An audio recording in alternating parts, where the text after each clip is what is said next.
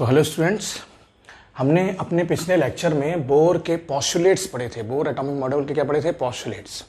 आज हम इस लेक्चर में limitations of Bohr atomic model एक छोटा सा लेक्चर बनाते हैं और इसके बाद में या तो इसी में या फिर नेक्स्ट वीडियो में हम एटॉमिक स्पेक्ट्रा पढ़ेंगे। तो पहले समझते हैं limitations of Bohr atomic model. तो क्या क्या मेन लिमिटेशंस थे बोर के मॉडल के? सबसे पहला इंपॉर्टेंट जो इनका था, Bohr model of an atom failed to explain Zeeman effect. अब जीमैन इफेक्ट क्या होता है? जीमैन इफेक्ट ये होता है कि बोर ने बताया था कि ये एक न्यूक्लियस है और इसके चारों तरफ कौन घूम रहा है? इलेक्ट्रॉन घूम रहा है, और इलेक्ट्रॉन के ऊपर क्या होता है? चार्ज होता है।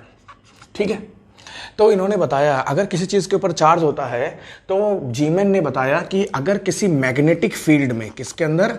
मैग्नेटिक फील्ड के अंदर हम एक एटम को रखें तो उसको अपना डायरेक्शन चेंज करना चाहिए। क्या चेंज करना चाहिए? डायरेक्शन चेंज करना चाहिए। मतलब मैग्नेटिक फील्ड क्या करती है? किसी भी चार्ज पार्टिकल को सर्कुलर मोशन देती है। वो ये एक्सप्लेन नहीं कर पाए कि ऐसा क्यों नहीं होता है। दूसरी चीज, Bohr does not able to explain the Stark effect. Stark effect क्या होता है? ये तो होता है मैग्नेटिक। ये क्या होता है? ये होता है इलेक्ट्रिक। ये क्या होता है? इलेक्ट्रिक।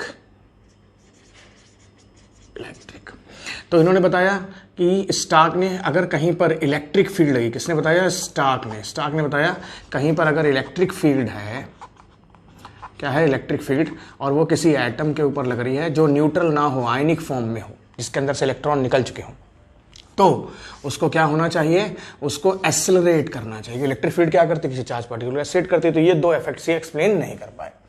तीसरा, इन्होंने वायलेट करा, मतलब हाइजेनबर्ग्स अनसर्टेनिटी प्रिंसिपल को इन्होंने नहीं माना। देखिए क्यों नहीं माना। इन्होंने रेडियस की वैल्यू निकाली, ठीक है, कितनी निकल के आई थी? 0.53 एंगस्ट्रॉम निकल के आई थी अप्रोक्सीमेटली, और इस वैल्यू को पुट करके इन्होंने किसके अंदर पुट करा था?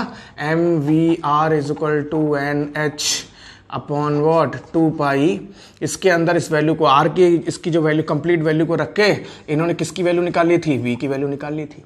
V को क्या करा था? इन्होंने फाइंड करा था। देखिए R की मदद से इन्होंने V निकाला, तो मतलब एक ही टाइम पे ये R को भी और V को भी एक्सप्लेन कर रहे हैं। मतलब एट अ सिंगल टाइम ही is able to explain the position and velocity. और हाइजेनबर्ग करता है कि एक ही टाइम पे पोजीशन और वेलोसिटी को एक्सप्लेन करना इम्पॉसिबल है। ठीक है।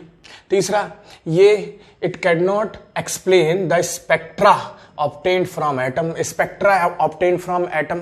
एटम में क्या स्पेक्ट्रा हमने देखा था? डिस्क्रीट नेचर को ये शो करता है, तो उसको एक्सप्लेन करने में भी ये क्या रहे? एक तरीके से असफल रहे, एक्सप्लेन आउट नहीं कर पाए। Is not able to explain the spectra. तो ये कुछ एक लिमिटेशंस थी बोर के मॉडल की, which he is not able to explain. पहली क्या थी? He is not able to explain the effect of what? Magnetic field. दूसरा, he is not able to explain the effect of what? Electric field. तीसरा, ये एक ही time पे दोनों चीजें, पोजीशन और उसकी साथ में क्या चीज? एटम की वेलोसिटी को एक्सप्लेन करते हैं, जो कि हाइजेनबर्ग कहता है पॉसिबल नहीं है। और लास्ट में ये एटॉमिक स्पेक्ट्रा को एक्सप्लेन नहीं कर पाए।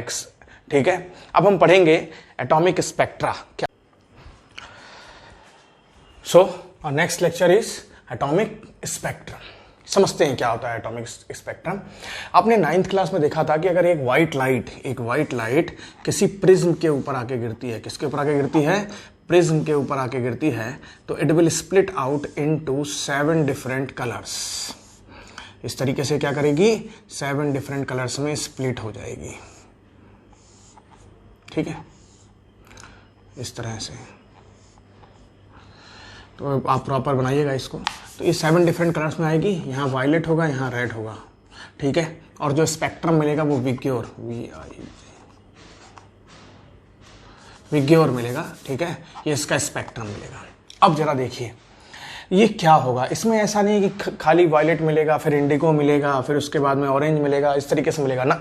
पहले वायलेट मिलेगा, फिर वायलेट का थोड़ा हल्का, फिर थोड़ा और हल्का, फिर थोड़ा और हल्का, फिर थोड़ा और हल्का। मतलब ये जो विग्योर मिलता है आपको यहाँ से लेकर यहाँ तक, ये पूरा का पूरा कैसा होता है? आंसर है कंटिन्यूअस होता है। ये कैसा होता है? पूरा कंटिन्यूअस। पहले वायलेट क्या होता जाएगा? हल्का होता चला जाएगा, उसके तुरंत बाद में इंडिको आ जाएगा, इंडिको हल्का होता जाएगा। ठीक है, इधर से रेड से पहले क्या होता जाएगा? हल्का होता चला जाएगा। मतलब ये पूरा कैसा मिलेगा? कंटिन्यूअस मिलेगा। ये क्या था? ये एक स्पेक्ट्रम है। ये किसका है? विजुअल लाइट, व्हाइट लाइट का क्या है? स्पेक्ट्रम है। इसी प्रकार से हम एटम्स का भी स्पेक्ट्रम देखते हैं। तो एटम्स का स्पेक्ट्रम कैसा होता है ये अपने को समझना है। ठीक है, हमने आपको बताया था पिछले से पिछले लेक्चर में कि 2-3 लेक्चर पहले कि थोड़ा सा मैंने बताया था एटॉमिक स्पेक्ट्रा 2 प्रकार के होते हैं। तो अगर एटॉमिक स्पेक्ट्रा की बात करें तो किसी भी एटम पे आप 2 चीजें करिए। पहली चीज, अगर आप उस एटम को क्या कर रहे हैं, हीट कर रहे हैं। अगर आप उस एटम को क्या कर रहे हैं, हीट कर रहे हैं, और हीट करने के बाद में जो आपको स्पेक्ट्रा मिलेगा उसको कहेंगे एमिशन, हीटिंग के इफेक्ट से। और दूसरा जो अपने को मिलता है वो क्या मिलता है, white light. White light throw करने से, थ्रो करिए, थ्रो आउट करने से क्या होगा, आपको एक स्पेक्ट्रम मिलेगा, उसको कहेंगे एब्जॉर्प्शन। तो एक एमिशन स्पेक्ट्रम मिलता है और एक क्या मिलता है, एब्जॉर्प्शन स्पेक्ट्रम। मैंने थोड़ा थोड़ा दोनों के बारे में बताया था।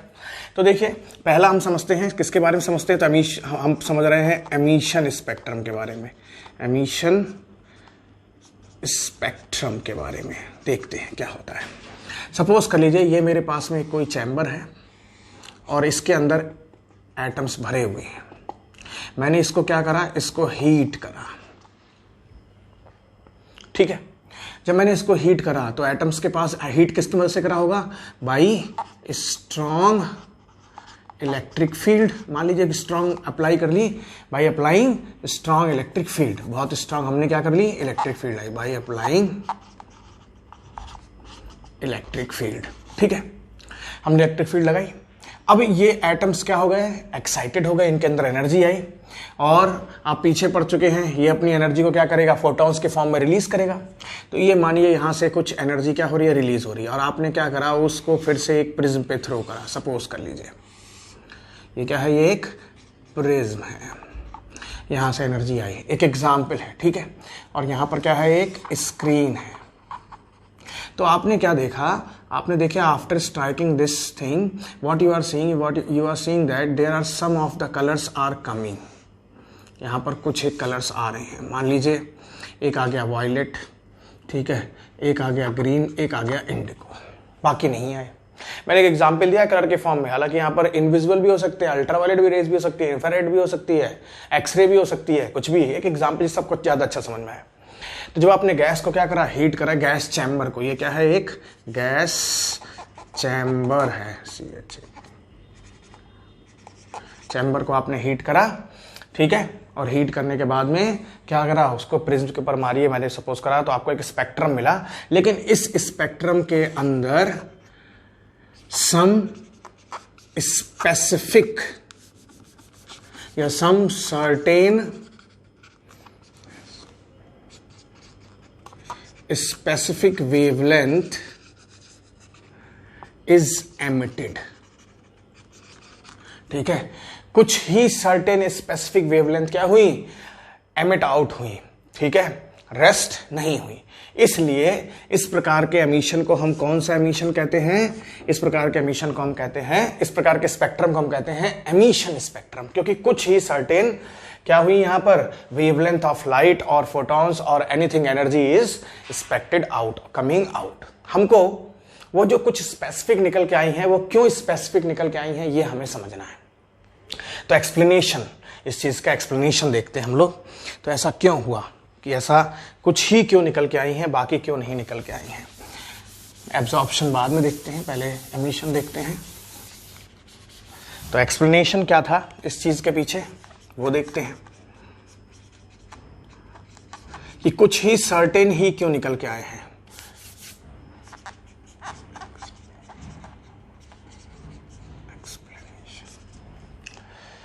Why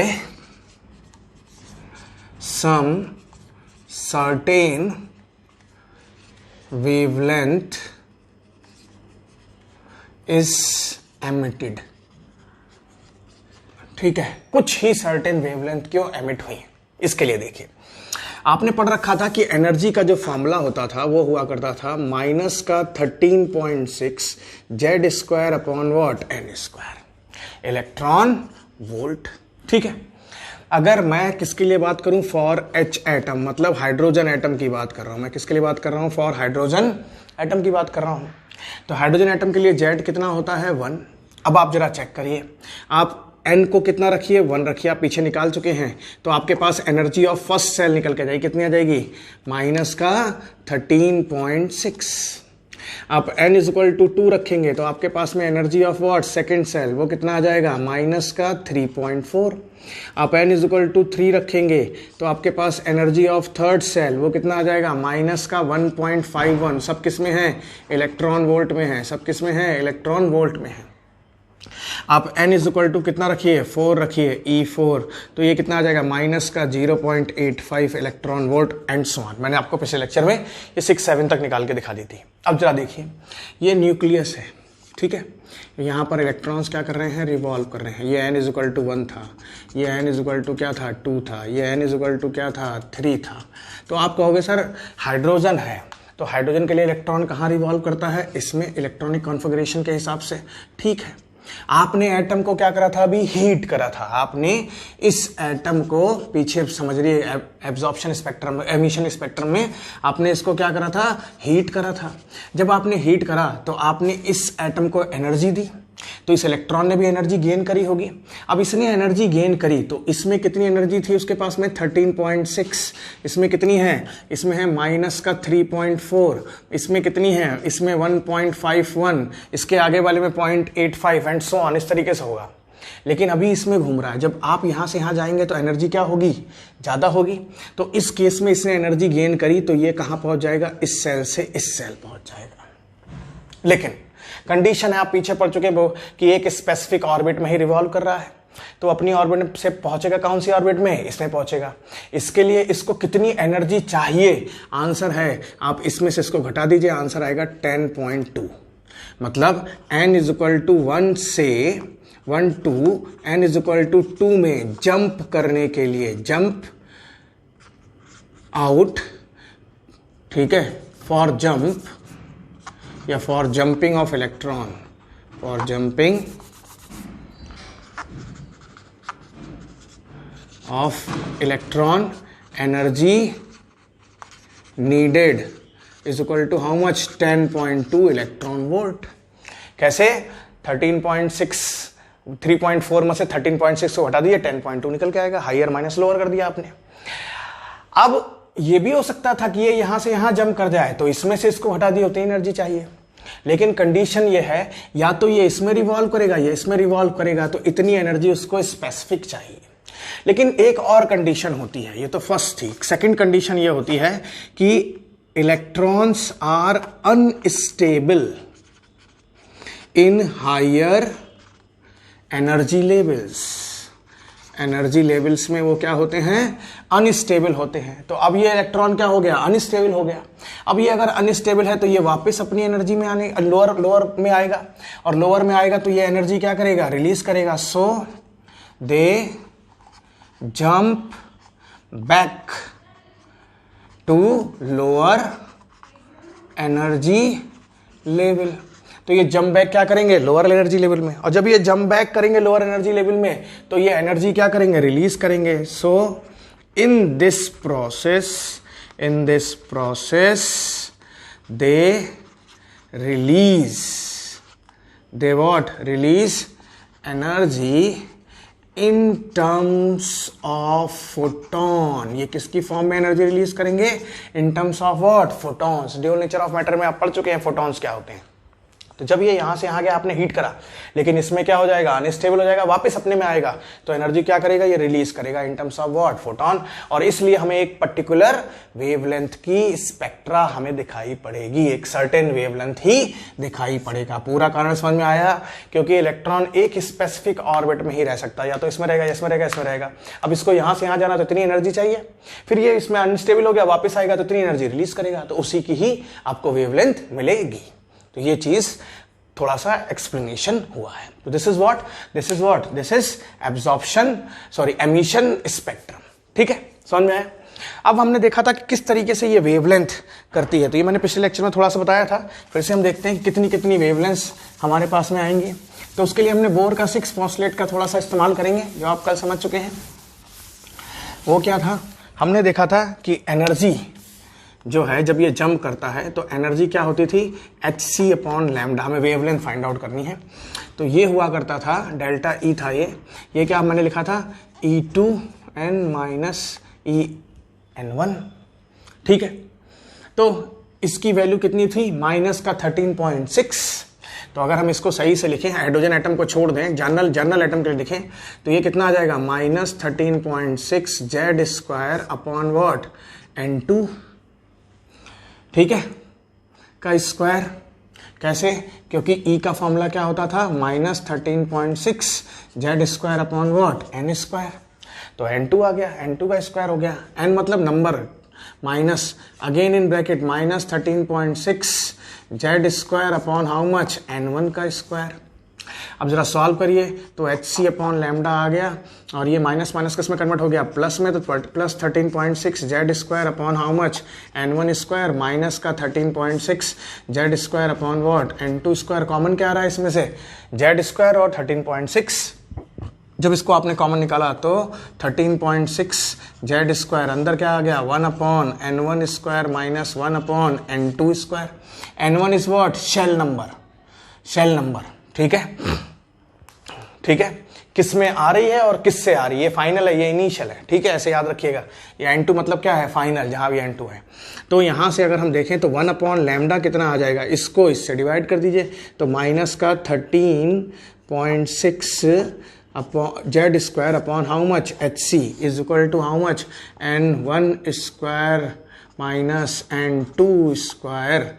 और इतनी सी चीज को हम कहते हैं R, इस पूरी चीज को हम क्या कहते हैं, R। तो 1 अपॉन lambda is equal to R Z square 1 upon N1 square minus 1 upon N2 square, and the value of R is approximately 931 angstrom के करीब आती है, अप्रॉक्स, ठीक है। ये वैल्यू कितनी होती है, 931 के अप्रॉक्स। तो ये एक फॉर्मूला है कितनी वेवलेंथ वो एमिट करेगा, ठीक है, अलग अलग वेवलेंथ को वो क्या करेगा, एमिट आउट करेगा, ठीक है। अब इसके बाद में क्या आता है, हमारे पास में स्पेक्ट्रल सीरीज आती है, ठीक है, एटॉमिक स्पेक्ट्रल सीरीज, वो अपने नेक्स्ट लेक्चर में देखेंगे। तो यहां तक आपको समझ में आ गया होगा काफी। Thank you.